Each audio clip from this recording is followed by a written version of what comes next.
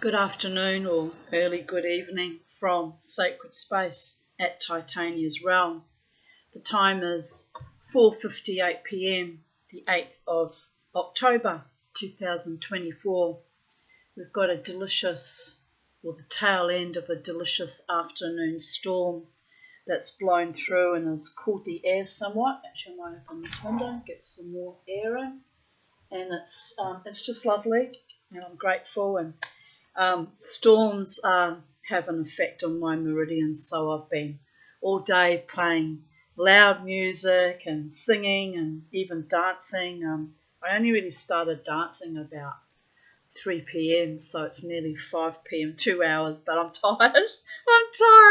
And doing the sober, like, when you've got a Jack Daniels or two under your belt, you don't notice how tired you are. You get even more kind of activated, but I'm a bit tired now.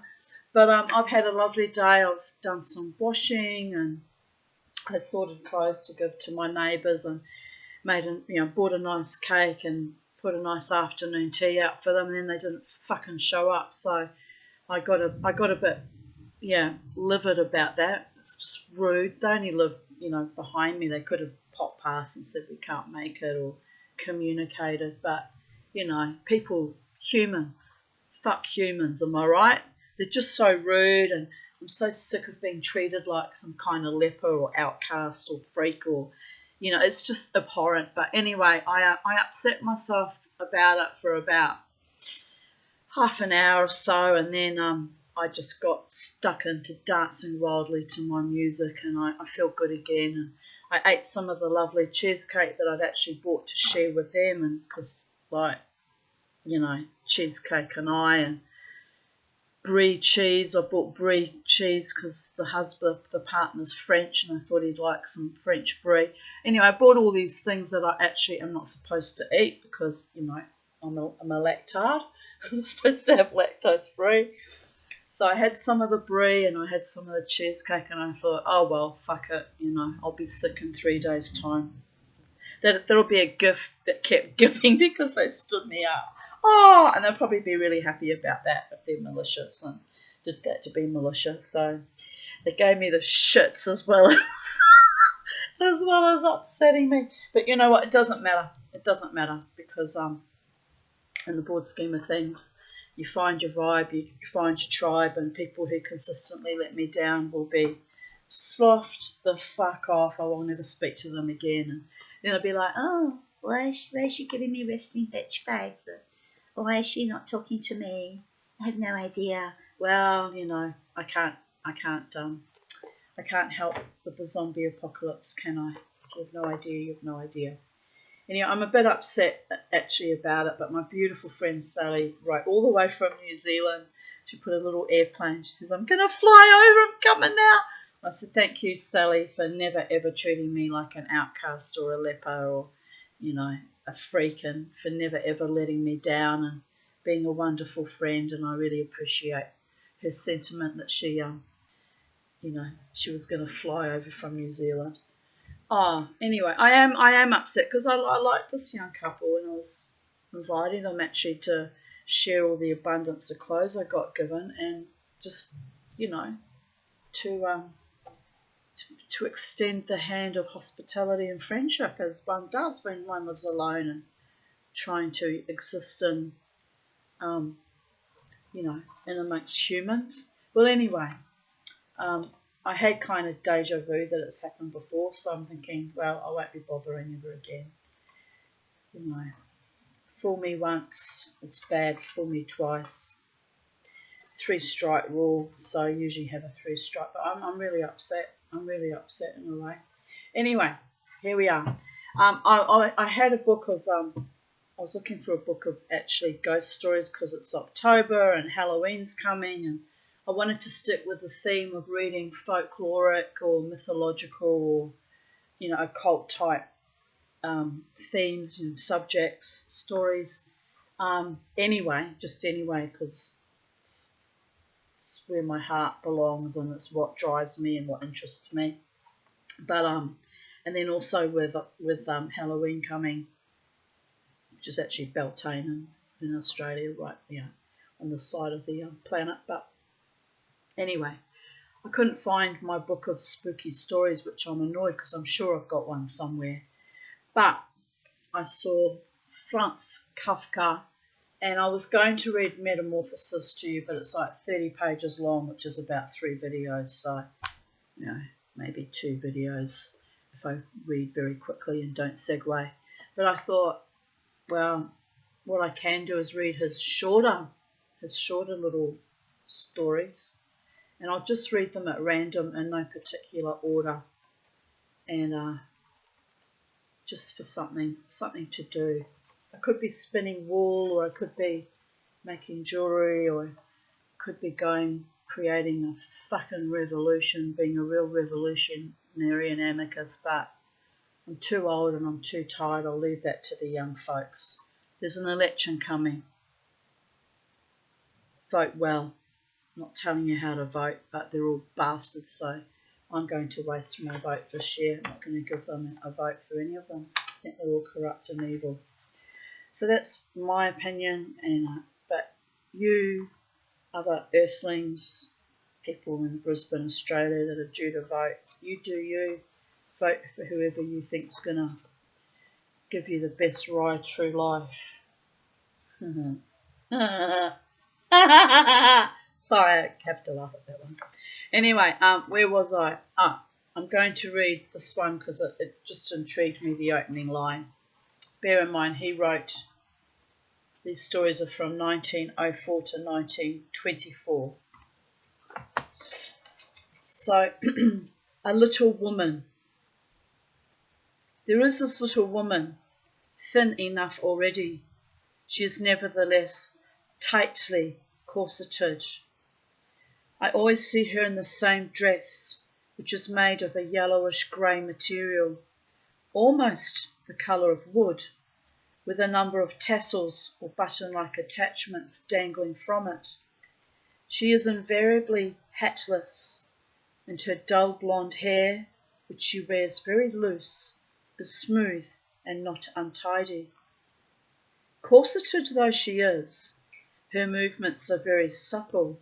In fact, she overdoes this slightly, delighting in placing her hands on her hips and all of a sudden twisting the upper part of her body sideways with amazing speed. Oh, listen to the thunder rolling in. This is my kind of weather. Wildness for a wild woman. And if I had a lover of my own, there'd be another kind of wildness happening, because storms revivify my body, mind and spirit. Don't get excited, boys. I said if I had a lover of my own, not someone else's, not some weirdo jerking off behind the laptop. What have we got going on here? Getting all sorts of pop-ups. Are we still filming? Yes. Okay, here we go. Right. Not that I think, don't get me wrong, don't misinterpret me, that every man that watches my YouTube video is lascivious and inclined to jerk off. I'm just saying, in general, I'm a realist.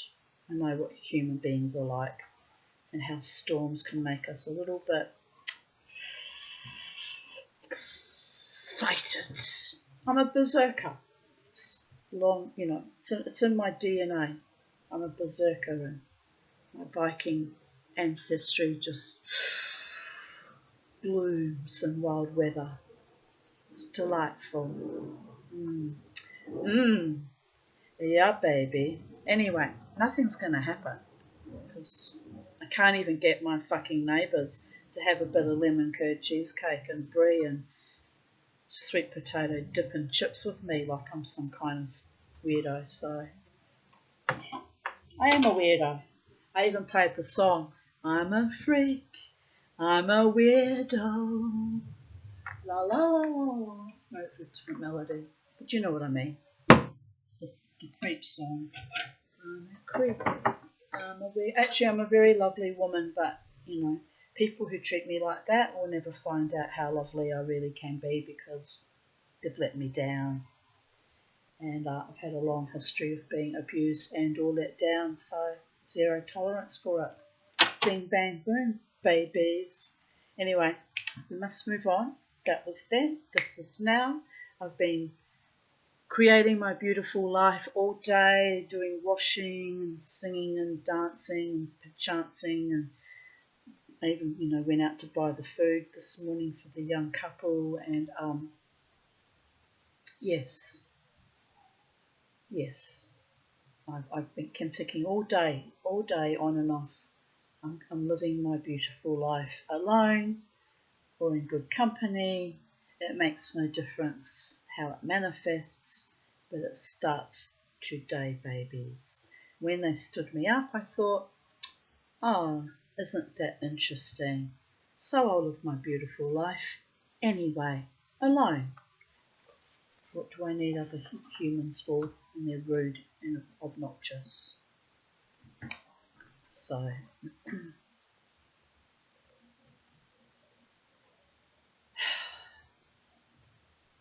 maybe they were offended because the husband's or the partner's French, and I said, while we're looking at clothes, he can read to us from one of my books in French, and then we'll learn French while we're looking at clothes. Maybe that they thought that was weird or flirtatious or something. But it's not meant that way. It's just me loving to learn and by osmosis other languages and enjoy hearing a native speaker read for me, like some of you enjoying a native speaker read my English with my Aussie New Zealand twang.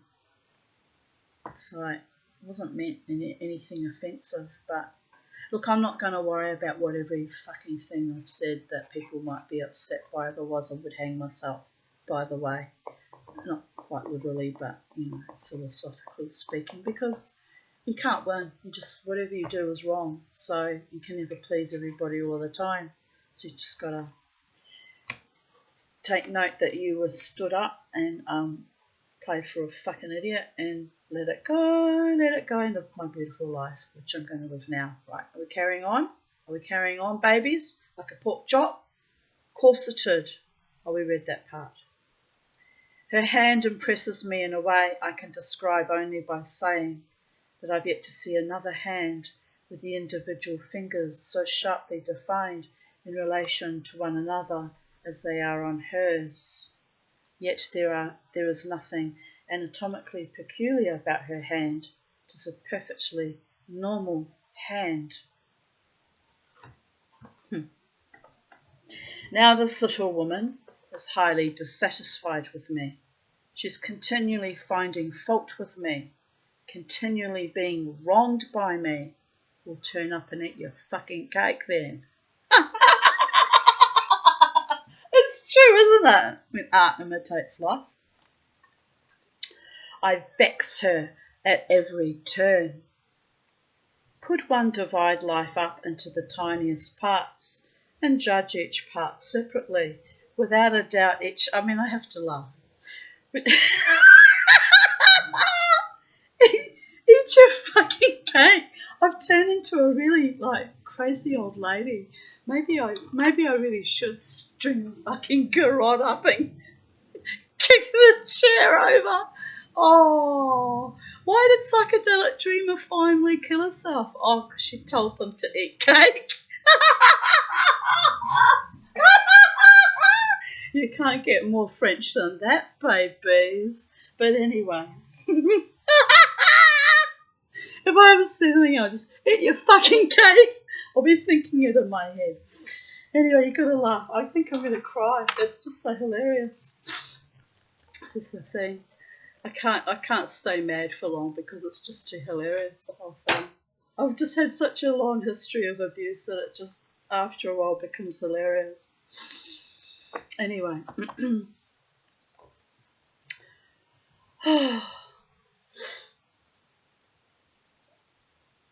Where was I?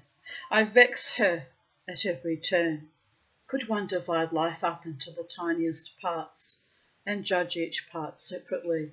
Without a doubt, each tiny part of my life would be a vexation to her.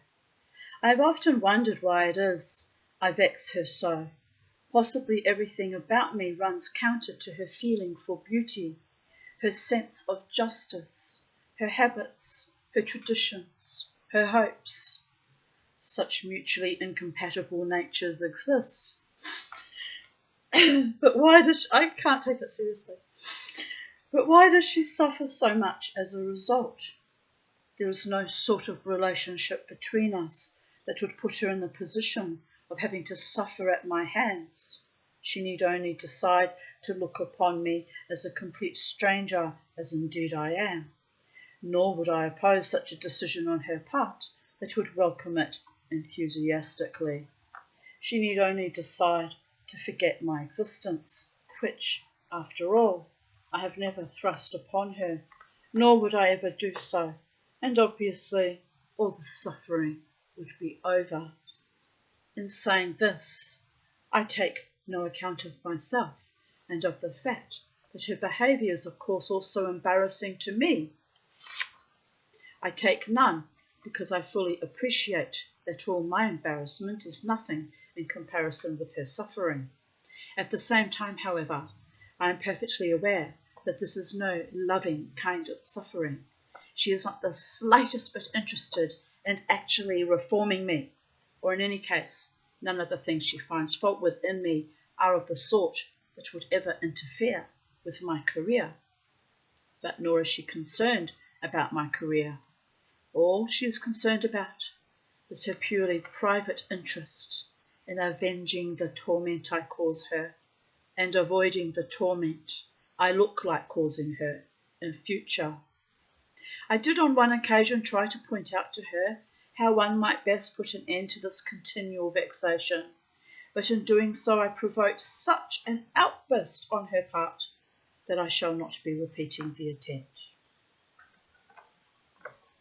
And also, if you like, I have a certain responsibility, because, stranger though the little woman is to me, and notwithstanding the fact that the only relationship between us consists in the vexation I cause her, or rather in the vexation she allows me to cause her, I can hardly be indifferent to the way in which she clearly labours physically under that vexation. Now and then, and lately with increasing frequency, news reaches me of how she has once again started the day, pale from lack of sleep, and with a splitting headache, virtually unfit for work. Her relatives worry about her, puzzling as to the causes of her condition, and up to now failing to identify them. I alone know them to be past and perpetually recurring vexation. Of course, I do not share her relatives' concern. She is strong and resilient. Anyone capable of becoming so vexed can probably get over the consequences. I even have a suspicion that, to some extent at least, she only pretends to be suffering in order to direct public suspicion at me. Openly to admit how I torment her with my existence would be too much for her pride. Invoking other people's help because of me she would see as self-abasement. It is sheer loathing, sustained loathing, that unremittingly drives her to occupy herself with me. She would be ashamed to expose so sordid an affair to public debate. Ashamed. Yet it is also beyond her to maintain complete silence on a matter that continually oppresses her. I hear you, sister. I will never be silenced, or manipulated, or controlled, or debased.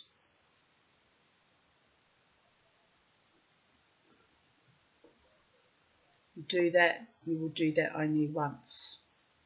So, with a woman's cunning, she attempts a compromise, silently, using only the outward signs of an inward sorrow. She seeks to bring her case before the court of public opinion. Interesting. Jungian synchronicity. Possibly she even hopes that, if the public once takes a good look at me, the result will be a general public vexation with me that, given its enormous enforcement potential, will prosecute me with the utmost rigour of the law in a far more effective and expeditious manner than her comparatively feeble private vexation can achieve. That done, however, she will utter a sigh of relief and withdraw, turning her back on me. Which is a bit odd since he says earlier that they're complete strangers, so must be his little obsession fantasy in his mind, mustn't it? Well, we shall find out if I keep reading, maybe. Wow! If that really is what she hopes, she is making a big mistake. The public will not accept its role. The public will never find such boundless fault with me, no matter how closely it may scrutinise me. I am not so useless a person as she believes. I do not wish to boast, particularly not in this context. But if I may not be distinguished by conspicuous usefulness, neither will I stand out by its absence. Only in her eyes, with their almost colourless gleam, am I so. She will never manage to convince anyone else. Does that mean I could be completely at my ease on the score? The answer is no. Because if it really does become known that I literally make her ill by my behaviour, and one or two watchdogs, to which the more assiduous among the newsmongers are on the verge of discovering the fact, or at least act as if they were on the verge of discovering it, and people come up to me and ask me why I torment the poor little woman with my incorrigibility, and whether it is perhaps my intention to drive her to her death, and when I shall have the sense and the simple human compassion to stop it. If people start asking me that, it will be difficult to answer them. Shall I confess to not placing much credence in her symptoms, and so create the unpleasant impression that in order to escape blame I am accusing others, and in a pretty crude fashion too? And could I, for example, go so far as to admit openly that, even if I believed she really was ill, I would not feel the slightest compassion, because, as I say, the woman is a complete stranger to me, and the relationship between us is entirely of her making, and as such, entirely one-sided. I am not trying to say that people would not believe me. They would neither believe me nor disbelieve me. They would not even reach the point at which that might become an issue. They would simply register the answer I had given with regard to a weak, sick woman, and that would do me no good.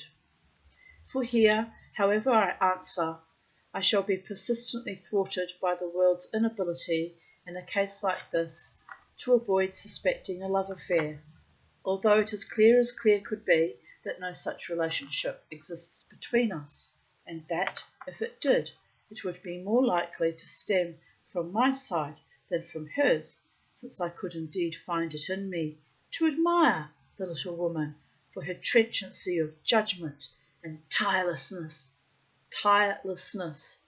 in pursuing the consequences, were it not for the fact that those very virtues are a constant source of punishment to me. Be that as it may, on her side there is no suggestion of a friendly relationship towards me, and that she is straightforward and sincere. That is my last hope. Not even if it fitted into her plan of campaign to foster belief in such a relationship towards me would she so far forget herself as to do anything of the kind. But the public, utterly insensitive in this respect, will stick to its view and invariably decide against me. So, in fact, the only course left open to me would be to forestall the world's intervention, by changing myself sufficiently to, I won't say eradicate the little woman's vexation, that is unthinkable, but at least modify it somewhat. And I have indeed frequently asked myself whether I was so satisfied with my current state as to have no wish to alter it, and whether it would not be possible to make certain changes to myself, even if I did so, not out of any conviction of their necessity, but purely in order to placate the woman. Moreover, I honestly tried to, not without painstaking care. It even suited me. I almost enjoyed it. Individual changes resulted, were plain to see. I did not even need to draw the woman's attention to them. She notices all that sort of thing sooner than I do myself, being alive to the merest expression of an intention in my manner. But success was not vouchsafed me. How could it have been? Her dissatisfaction with me is fundamental. I see that now. Nothing could eradicate it, not even my own eradication. Her rage at the news of, say, my suicide would be ungovernable. Now I cannot imagine that she, sharp-witted woman that she is, does not see this as well as I do, and I refer not only to the futility of her efforts, but also to my innocence, my inability, even with the best will in the world, to meet her demands. Of course she sees it, but being a fighter she forgets it in the heat of battle, and it is my unfortunate nature which, however, I am not at liberty to alter, since it is simply given me to want, when I see a person run amok, to whisper a word of warning in his ear. We shall never understand each other like this, of course. I shall go on stepping out of the house into, say, the bliss of early morning and seeing that careworn face, careworn on my account, the sullenly protruding lips, the searching look which knows in advance what it will find, sweeping over me, and, even at its most fleeting, missing nothing, the bitter smile boring into the girlish cheeks, the agonized glance directed skyward, the hands laid on the hips to steady herself, and then, as the indignation comes out, the blanching and trembling.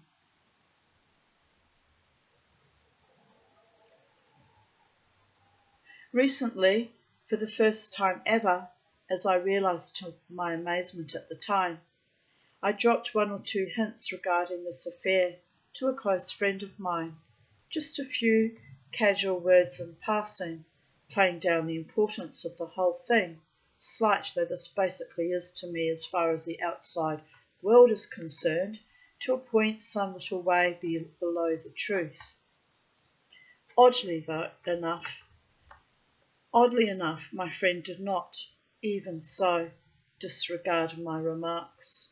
Indeed, he volunteered the view that the importance of the affair was in fact much greater. He would talk about nothing else, and he refused to be shifted from this position. But what was even odder was that he did after all underestimate the affair in one crucial respect, in that he earnestly advised me to go away for a while. No counsel could be more unwise. The situation looks simple enough. Anyone can understand it who examines it at close quarters. But it is still not so simple that it would be wholly or even in essence resolved by my going away. On the contrary, that is something I have to guard against doing. If there is any plan at all that I should follow, it is surely to contain the affair within its present narrow limits, which do not as yet include the outside world. In other words, to sit tight and not permit any major conspicuous changes as a result of this affair, which means, among other things, avoiding talking to anybody about it, not on the grounds that it is some kind of dangerous secret, but because it is a minor, purely personal, and therefore altogether tolerable matter, and ought to remain so. In this, my friend's remarks were not, after all, without their usefulness. They taught me nothing new, but they confirmed me in my basic opinion. As indeed, more considered reflection shows it generally to be the case that such changes as the situation appears to have undergone in the course of time are changes not in the circumstances of the affair, but simply in the evolution of my attitude towards it, that attitude becoming to some extent calmer, more manly, getting closer to the heart of the matter, but also, to some extent, taking on a slightly nervous quality under the influence, which there is no overcoming of recurrent emotional upsets, however petty these may be.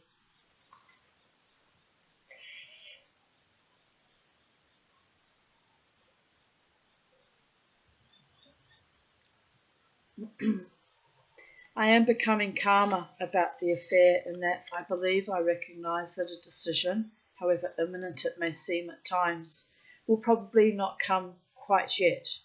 One is much inclined, particularly in one's younger years, grossly to overestimate the speed at which decisions do come.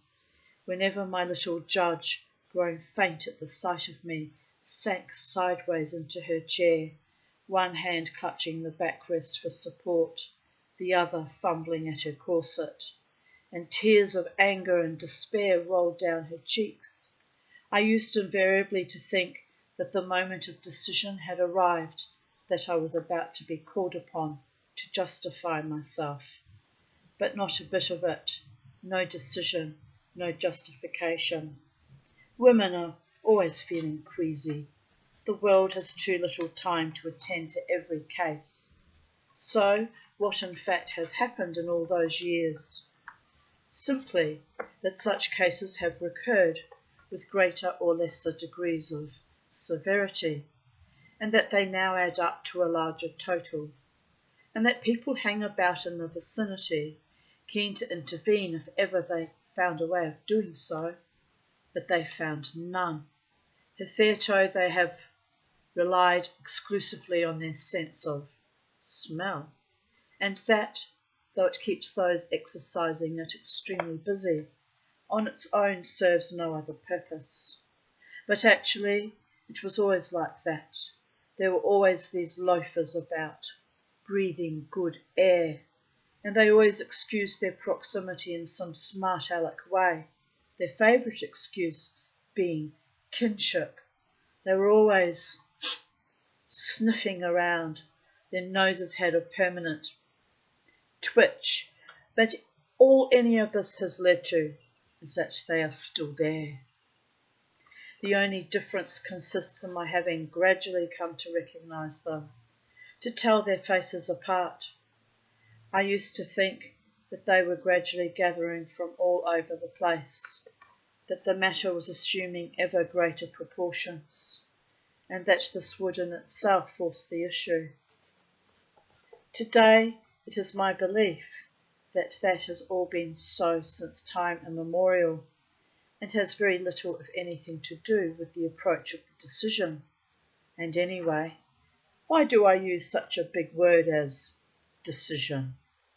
If it should ever, certainly not tomorrow, or the next day, and probably never, reach the point where the public, which, as I shall never tire of repeating, is not competent in this manner, does nevertheless take it up, I shall not, admittedly, survive the proceedings unscathed, but allowance will surely be made for the fact that I am not unknown to the public, having always lived in the public eye, trustingly, and in a manner worthy of trust, and that, therefore, the suffering little woman who appeared on the scene subsequently, and whom, be it said in passing, anyone but myself would perhaps long ago have recognised as a leech, and, soundlessly, as far as the public was concerned, crushed beneath his boot,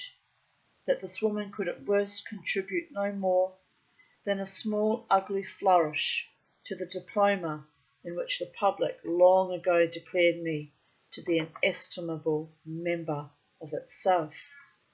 That is how things stand today. I have, in other words, little cause for concern.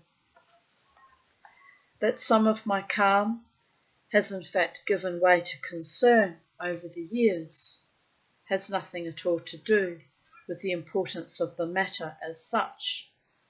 One simply cannot abide being a constant source of vexation to somebody, even when one is in no doubt as to the groundlessness of that vexation. One becomes uneasy, one begins, as it were in a purely physical way, to watch for decisions, even when one has a sense not to place too much faith in their coming. To some extent, though, it is simply a sign of advancing age. Everything sits well on the young. Unlovely details disappear in the inexhaustibly welling strength of youth. If a young man has a slightly watchful look, no one takes it amiss. No one even notices it, not even he himself. But what is left in old age are remains. Each is needed, none is ever renewed. Each one is under constant observation, and the watchful look of an aging man is a very obviously watchful look, and not difficult to detect. Only here again there is no real material deterioration. Whichever way I look at it, then, it is apparent every time, and I stand by this, that if I keep this little matter even just slightly concealed with my hand, I shall be free to continue undisturbed by the world, living my life as hitherto for a very long time to come, despite all the woman's ranting. Well, there you go. Let's find something else to read.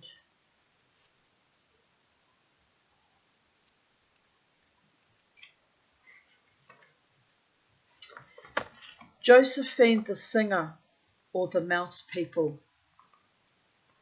Our singer is called Josephine. Anyone who has not heard her does not know the power of song. There is no one her singing does not enthrall, which, given that as a species we are not fond of music, is saying a great deal. Peace and quiet are our favourite music.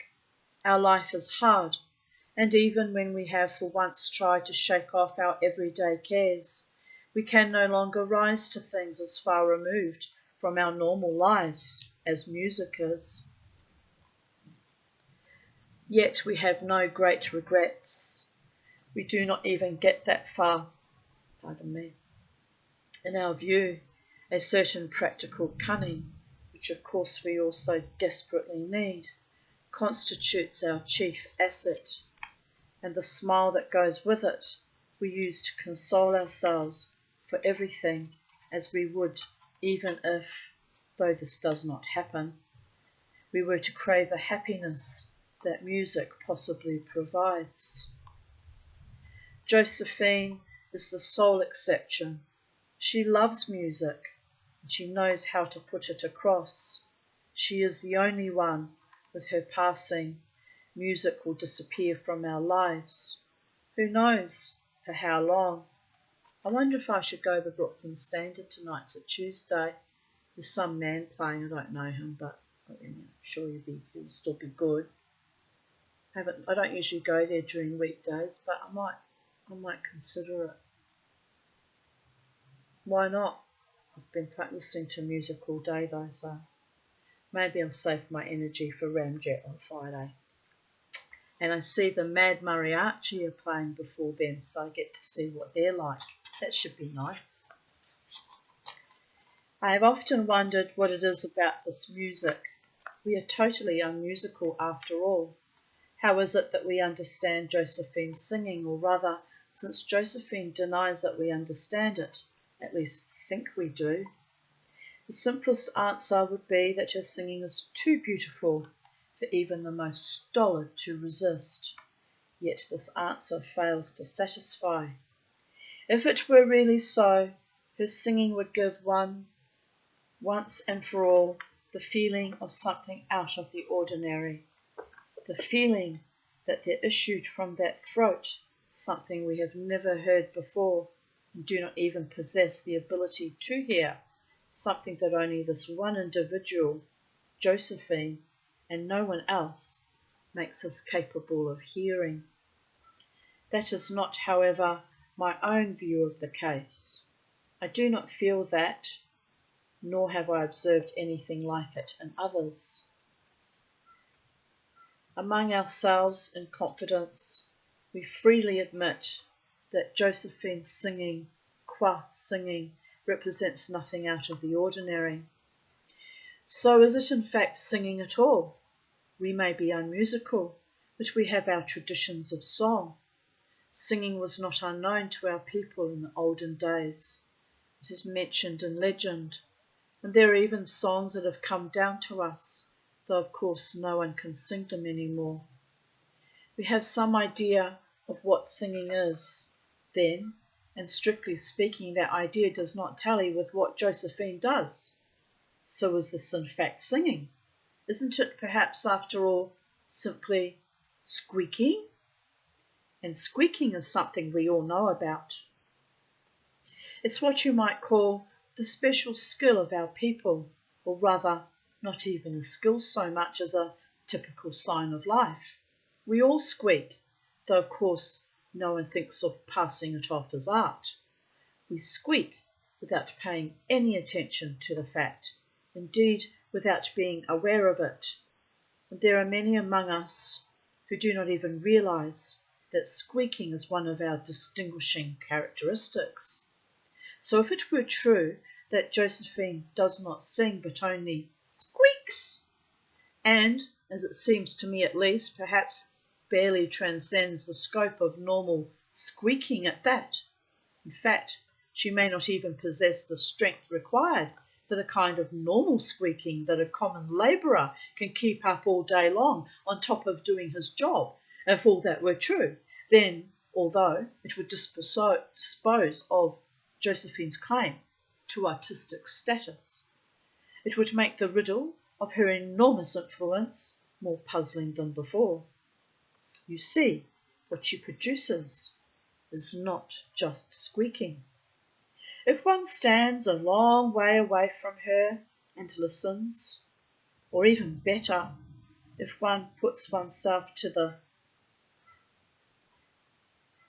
test on this point, although the T on test is missing, and with Josephine singing, say, beneath other voices, sets oneself the task of picking out her voice, one will invariably identify no more than a commonplace squeak, which if it's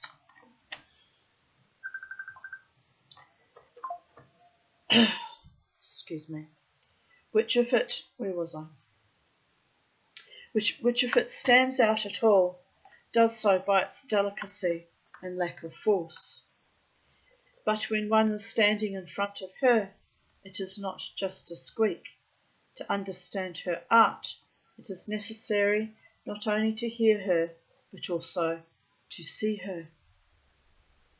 Even if it were only our everyday squeaking, there is already something special about a person making a formal appearance in order to do merely what is normal. Cracking open a nut can hardly be called art. Consequently, no one is going to assemble an audience, stand up in front of it, and seek to entertain it by cracking nuts. If he does so, nonetheless, and if he succeeds in his purpose, there has to be more involved than mere nut cracking. Or is it only nut cracking that is involved?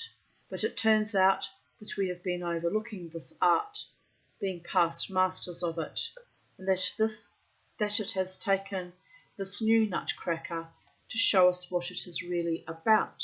The point being that the effect might even be enhanced if the person concerned were a marginally less competent cracker of nuts than most of us. Perhaps it is like that with Josephine's singing. We admire in her what we would not dream of admiring in ourselves. Here, incidentally, she is in complete agreement with us. I was present on one occasion when, as often happens of course, someone directed her attention to our habit, as a people, of squeaking. It was most discreetly done, but it was too much for Josephine. I have never seen a haughtier, more disdainful smile than the one she gave then. She who is outwardly the very epitome of delicacy, strikingly delicate, even among a people so blessed with such females as is our own, looked then almost coarse. She must, by the way, given her enormous sensitivity,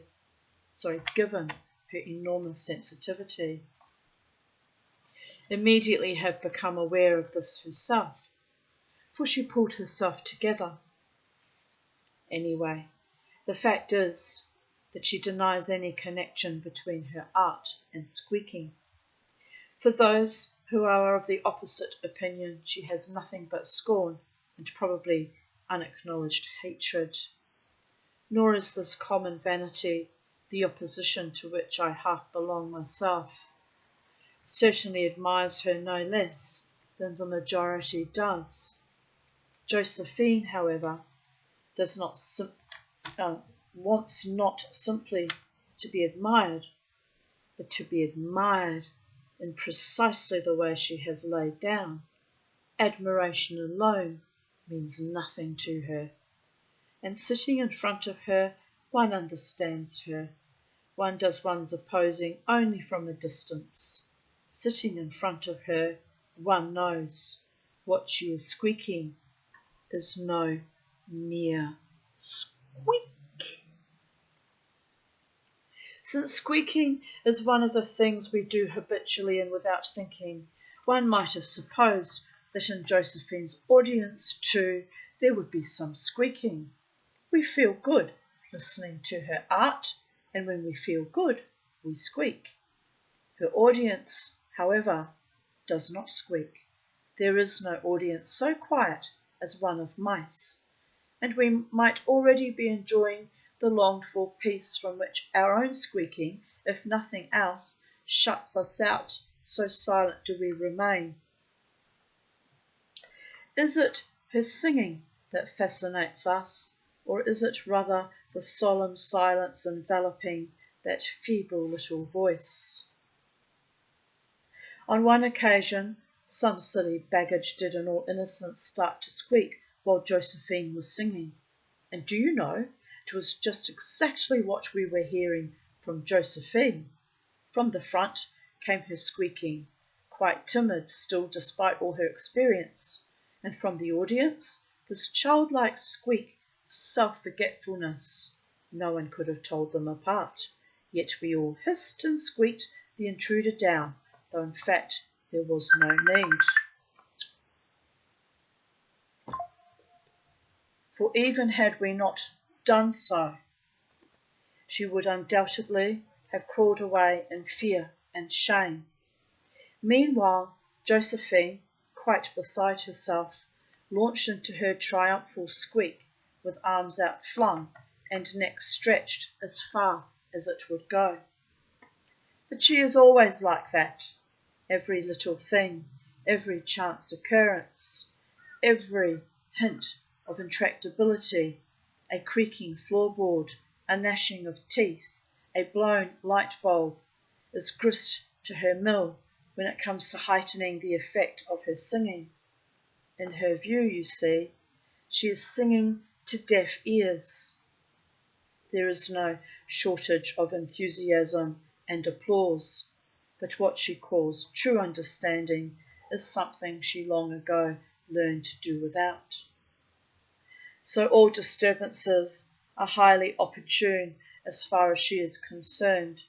Every external factor that stands in the way of the purity of her singing and is defeated almost or indeed entirely without a struggle, simply as a result of that confrontation, has its part to play in rousing the crowd and teaching it perhaps not understanding, but respect and a sense of foreboding.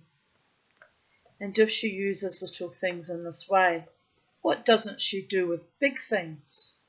Our life is a very troubled one, every day bringing surprises, alarms, hopes, and fears of a sort that the individual could not possibly cope with did he not at all times, day and night, have the support of his comrades. Even so, it is often extremely difficult. Sometimes as many as 1,000 shoulders tremble beneath a burden originally intended for one alone. Then Josephine sees her time as having come. Up she gets on the instant, the delicate creature, quivering alarmingly, particularly below the bosom, looking as if she had invested her whole strength in her song, as if every part of her, not directly of service to her singing, had had all the strength, almost all the life potential stripped from it, as if she were naked, exposed, wholly given over to the protection of beneficent spirits, as if, having withdrawn from herself completely in order to inhabit her song, she might be carried off by a mere breath of cold air. But it is precisely this sort of spectacle that prompts us would-be opponents to say to ourselves, "She can't even squeak. Look what a dreadful struggle it is for her to get out not a song, let's not talk about singing, but even anything approaching our ordinary squeak." And so it seems to us, yet this impression, though unavoidable, is, as I was saying, a transient, even a fleeting one. Soon even we are immersed in the crowd's emotion as, warm body to warm body, all listen with bated breath. And to gather us round her, we being a people almost constantly on the move, dashing hither and thither after goals that are often none too clear, all Josephine usually needs to do is to throw her head back, half open her mouth, turn up her eyes. In other words, take up the stance that shows she intends to sing. She can do it wherever she likes. The place need not be visible from far off, any sequestered corner picked out at random. The choice of a momentary whim will do just as well. The news that she wishes to sing spreads immediately, and soon they come streaming in. Just occasionally, though, there is some difficulty. Josephine likes best to sing in stirring times, when, of course, all kinds of problems and emergencies compel us to adopt all manner of remedies, and we cannot, with the best will in the world, gather as quickly as Josephine would like us to, so that she may perhaps be standing there for some little while, holding her big pose, without a sufficient number of listeners. Then, of course, she gets very angry, stamping her feet, swearing in a most unladylike way, and even biting. Yet even this sort of behaviour does her reputation no harm. Rather than try to restrain her extravagant demands, one endeavours to meet them. Messengers are sent out to bring in more listeners. She is not told that this is happening. A cordon is set up on the roads around with sentries to beckon fresh arrivals to hurry. All this being kept up until eventually a reasonable number has assembled. What makes our people go to such lengths for Josephine? The question is no easier to answer than the one about Josephine's singing, with which it is in fact connected. One could cancel it out by completely fusing it with the second question if, for example, we could be said as a people to be unconditionally devoted to Josephine because of her singing. I'm going to have to block this person, it's getting annoying. With which it is, in fact, connected. One could cancel it out. Oh, now we're on. I've lost my spot.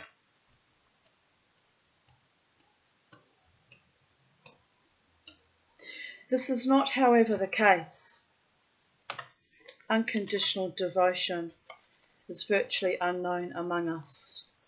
A people that loves above all else a harmless enough cunning goes in for childish whisperings and practices an innocent enough sort of gossip involving no more than the lips. A people like that is quite incapable of devoting itself unconditionally, and Josephine probably feels that herself. That is what she fights with all the might of her feeble throat. One must not, of course, take these sweeping judgments too far.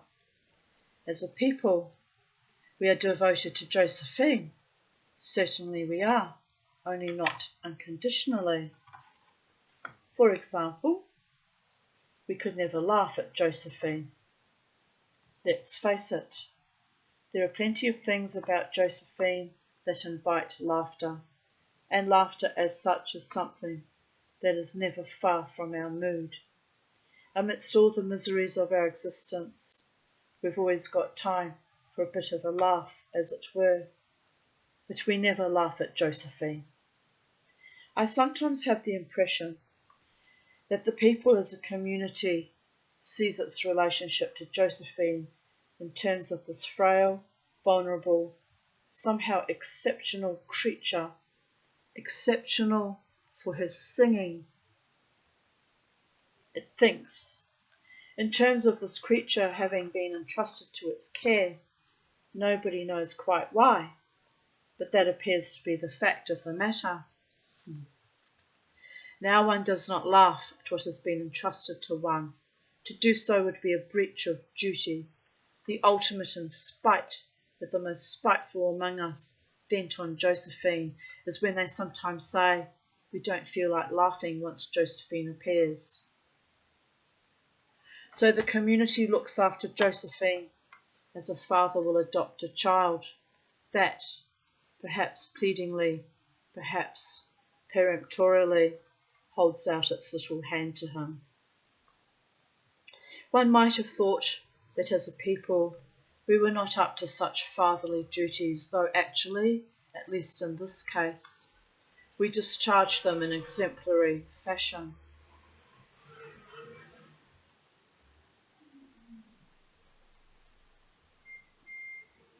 No individual could do what in this respect the community as a whole can do.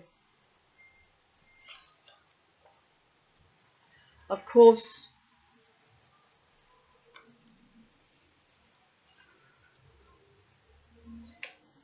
the difference in strength between community and individual is so enormous that the former needs only to draw the candidate for protection into the warmth of its nearness for him to be protected quite adequately. You know why I'm smiling, don't you? to my beautiful protective ones.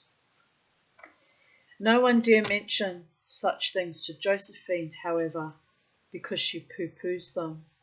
A squeak for your protection, she says. You said it, we think. And anyway, there is really no repudiation in her rebelling. It is in the nature of children to rebel. We do the 360-degree mosh on occasion, just so I can maintain my wild and take back my power and my control over my own body, mind and spirit. To my darling ones. Oh. It is their way of expressing gratitude, and it is in the nature of fathers to take no notice. Oh. Art imitating life yet again. Interesting. Jungian synchronicities falling thick and fast. What? Me worry? Mama T, the queen of the damned. Let's carry on regardless. Yet there is something else involved here. Something that is more difficult to explain in terms of this relationship between the people and Josephine. Josephine, you see, takes the opposite view. She thinks that it is she who protects us. In a grave political and economic situation, her singing supposedly constitutes nothing less than our salvation. If it does not banish misfortune, at least it gives us the strength to bear it.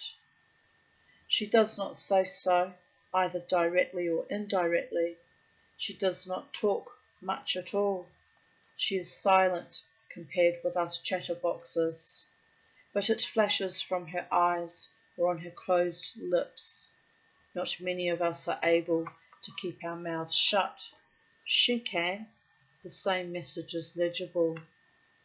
Whenever there is bad news, and on some days it comes pouring in, including false and partly false reports, she immediately stands up, wherever most of the time she spends lying tiredly on the floor, most of the time she spends lying tiredly on the floor. She stands up and cranes her neck and tries to embrace her whole flock with her gaze as the shepherd does before a storm.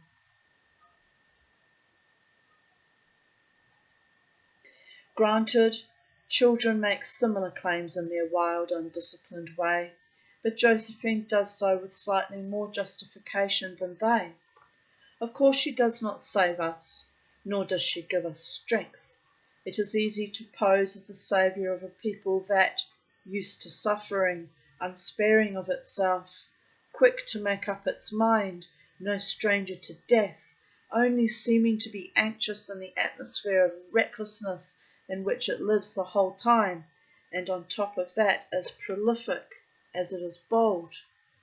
It is easy, I say, to present oneself after the event as a saviour of this people that has always somehow saved itself, be it at the cost of sacrifices that make the historian, generally speaking. The study of history is something we neglect completely, blanch with horror.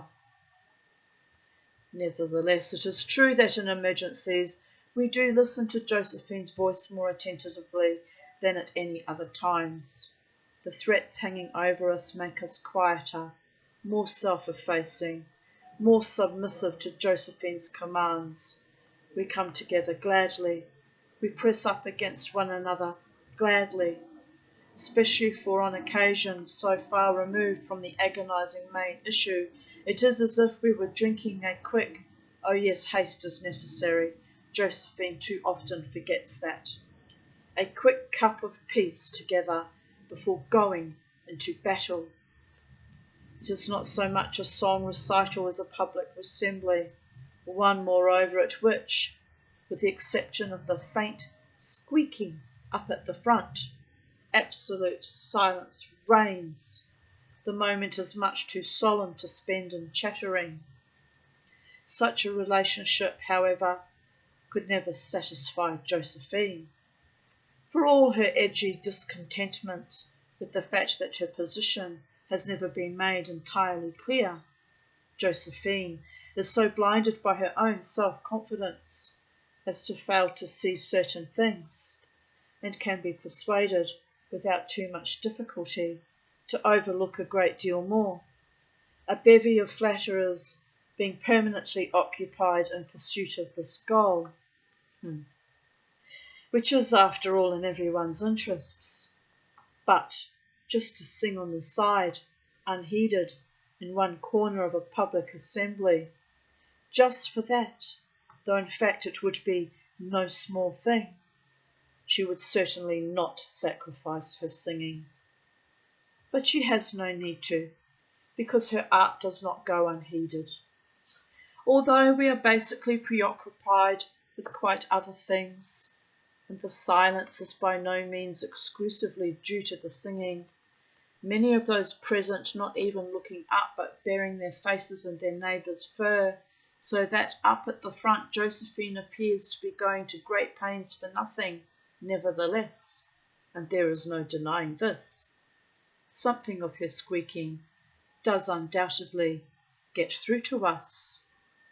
That squeaking, that sound where everyone else is enjoined to silence, comes across almost like a message from the community to the individual.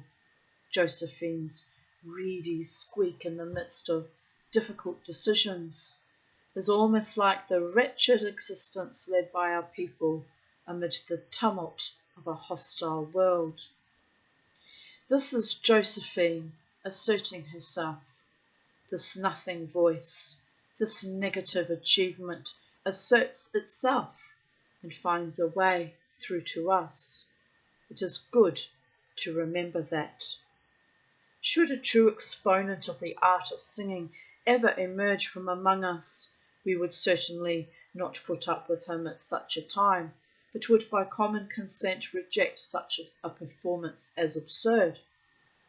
May Josephine be preserved from ever finding out that the fact that we listen to her tells against her singing. She probably suspects as much. Why otherwise would she deny so passionately that we do listen to her? But she always sings, or rather squeaks herself out of her suspicion. That apart, though, there would still be some consolation for her in the fact that we really do, in a manner of speaking, listen to her in probably much the same way as one listens to a true singer. She affects us in ways that a true singer would seek in vain to do, and that are granted solely and precisely to her poverty of resources. The likelihood is that this has to do mainly with our way of life. Among us, there is no such thing as youth, and only the briefest period of childhood.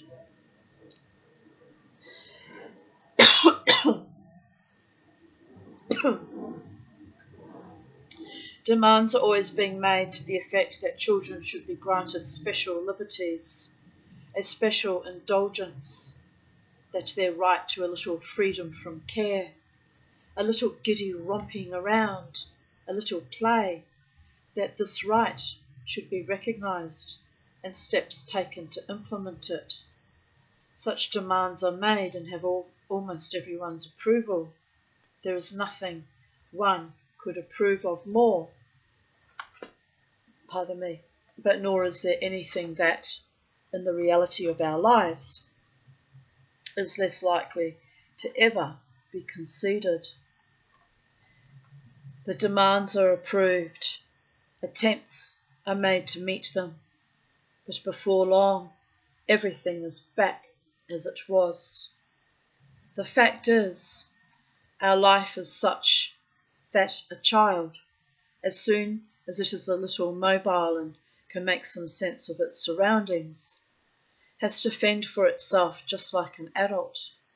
The territories throughout which economic considerations force us to live dispersed are too extensive. Our enemies are too many. The dangers placed in our way wherever we turn, are too incalculable. We cannot shield our children from the struggle. What's happened here?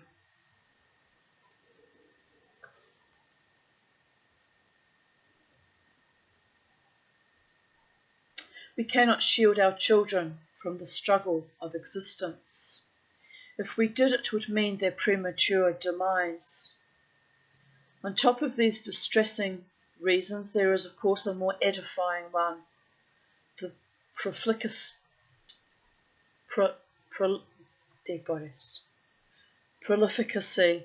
of our race. Generation, and they are numerous, follows on the heels of generation, leaving the children no time to be children. Other peoples may take great care of their children. They may build schools for their little ones, and the children may stream out of those schools daily, the people to be. Yet with them it is always the same children that emerge day after day over long periods of time. We have no schools, but out of ourselves as a people emerge at almost negligible intervals the countless hordes of our children, merrily chirping or peeping, those that cannot squeak yet, rolling along or being bowled along by the pressure behind, those that cannot run yet, clumsily, swarmingly sweeping everything along with them, those that cannot see yet. The children. And those, as in those schools, the same children. No, new ones everywhere.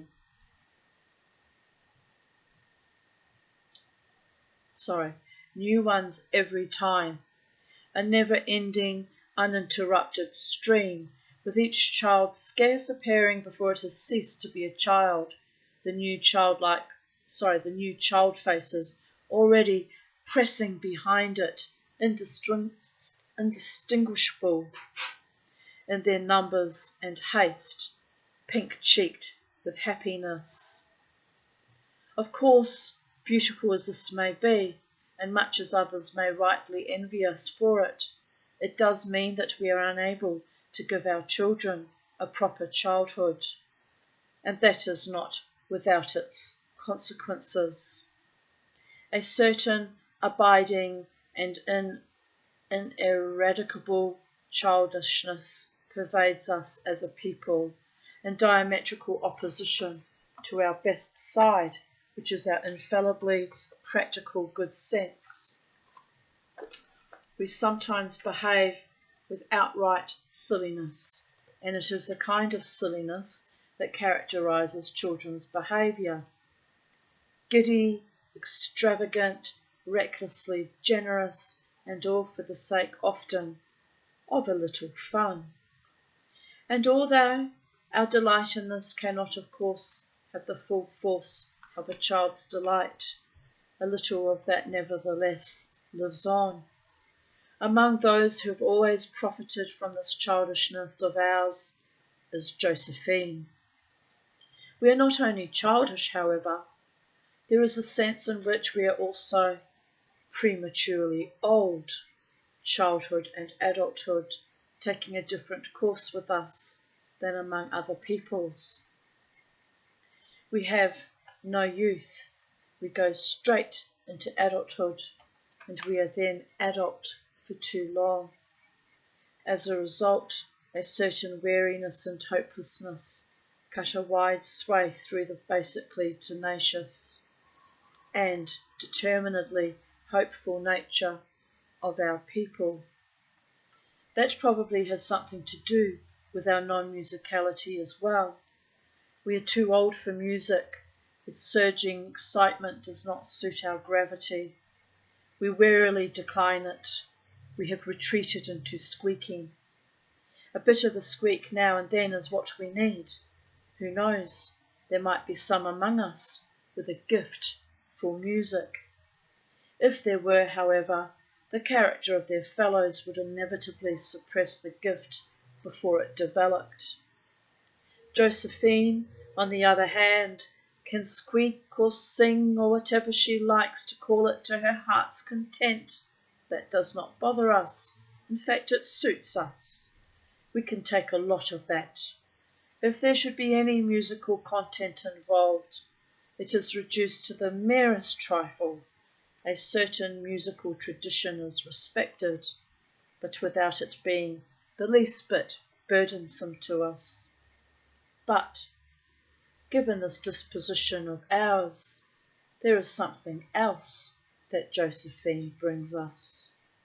At her concerts, particularly in time of crisis, it is only the very young who are interested in the singer as such, only they who watch astonished as she puckers her lips, expels the air between her dainty front teeth, and faint with admiration for the sound she is herself producing, uses that very sinking to whip herself up to new and to her ever more incomprehensible heights of achievement. The majority, this can be seen quite clearly, retreat into themselves. Here in these brief interludes between battles, an entire people dreams. It is as if the individual's limbs relaxed, as if, putting off his restlessness, he could lie down in the great warm bed of the people and for once stretch out as he pleased. And into these dreams comes every now and then the sound of Josephine squeaking. She says it purls in, we say it comes pounding in. Be that as it may, this is its place as nowhere else, indeed as music scarcely ever finds its appointed moment. Something of our poor, short-lived childhood is there, something of a lost happiness we shall never see again, but also something of our busy present existence and its unfathomable yet persistent and quite inextinguishable element of gaiety. And all this is certainly not proclaimed in booming tones, but in delicately confidential, sometimes slightly hoarse whispers. Of course it is squeaking. How should it be anything else? Squeaking is the language of our people.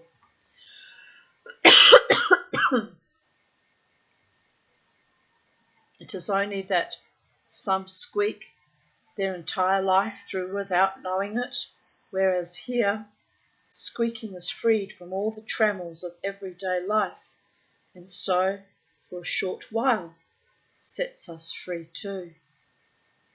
Oh no, we would not miss those performances for anything. But from there to Josephine's assertion that at such times she gives us fresh strength, and so on and so forth, is a very big step. For ordinary folk, that is, not for Josephine's flatterers. How could it be otherwise, they say, with quite shameless audacity? How else do you explain the huge attendances, particularly under the immediate threat of danger, attendances that have even on more than one occasion precluded adequate and timely measures to repel that very danger?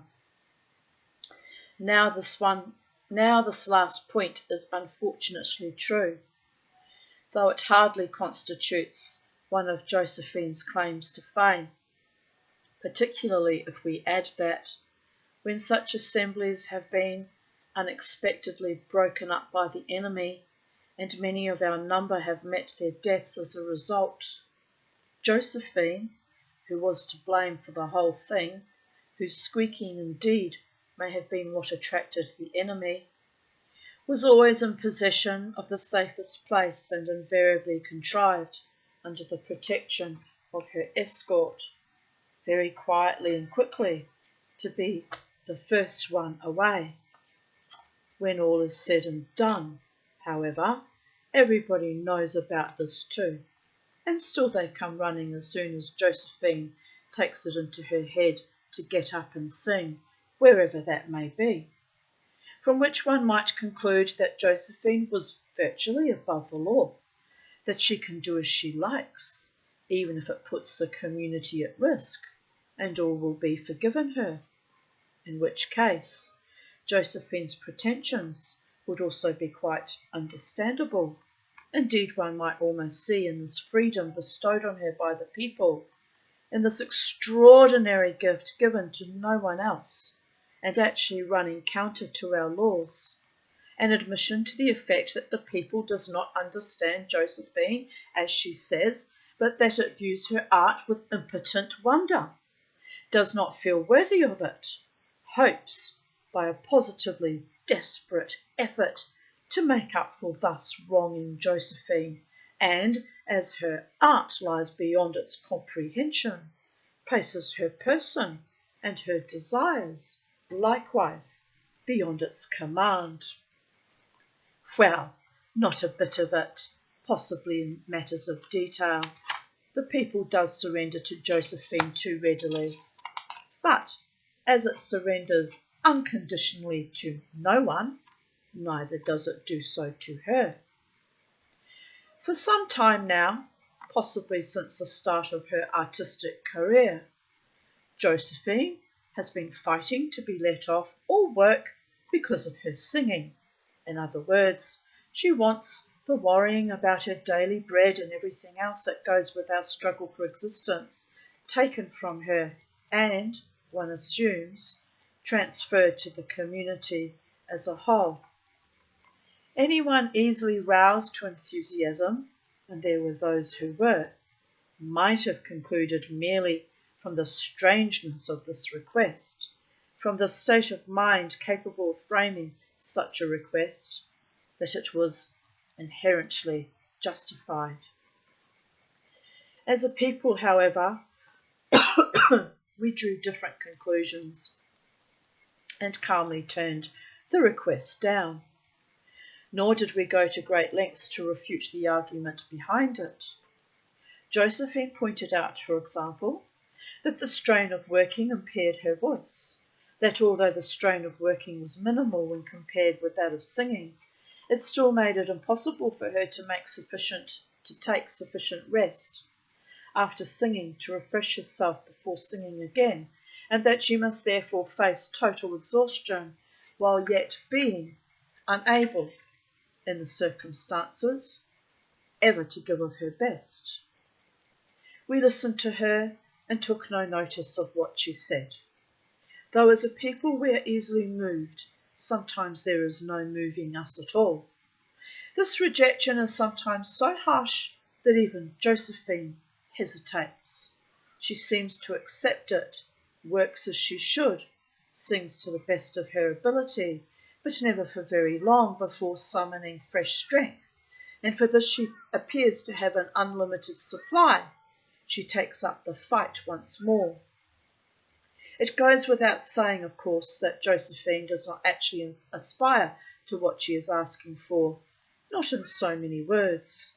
She is sensible, she is not work-shy, that being something altogether unknown among us, and she would undoubtedly, even after her request had been granted, live no differently than before. Work would in no way hinder her singing, though nor would her singing become any more beautiful. No, what she aspires to is simply public recognition for her art, recognition that shall be unambiguous, timeless, and far exceeding anything known hitherto. While almost everything else seems to be within her grasp, however, this persistently eludes her.